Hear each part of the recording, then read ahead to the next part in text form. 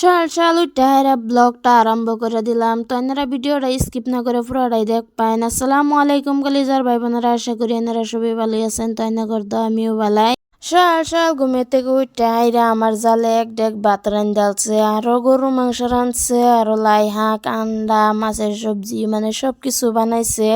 বানাই হাইরা বেড়ান পাট্টিরে খাওয়াই হাইরা বুট দিবার ভাড়াই দিছে। কন্যারা বুট দিয়া বাইতায় বয়ে থাকবেন, পরে আমরা যাইয়াম।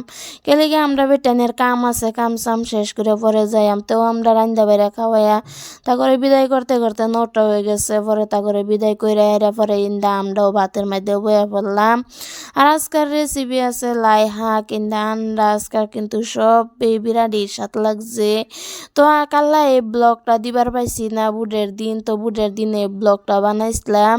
টাইম পাইছি না, কামের ভেজালে এটা পরে কই যে আজকে এই ব্লগটা ছাইরা দেই। ভাইগো আমি অত কষ্ট করে হাইরা ভিডিও বানাই রান্না করে বিনোদন দেই, তো আমি নতুন মানুষ দেখে রান্নারা ভিডিও দেউন না। তো এনারা দয়া করে ভিডিওটা দেখবেন আর একটা লাইক কমেন্ট শেয়ার করে যাইবেন। তো আমি একটা নতুন মানুষ, আমার একটা ফলো দেওয়া যাইবেন। তো এই যে ইন্দা দেখুন আমরা বুট দিবারও গেছিলাম গা, তো বুট দিয়ে হাইরা এই যে ইন্দা ধান খেতের সিফা দায় ভরতাছি। কই যে শর্টকাট মাইরা দেই, রাস্তাটা গেলে দেরি হইব। সবাই ভালো থাকবেন, সুস্থ থাকবেন, আল্লাহ হাফিজ।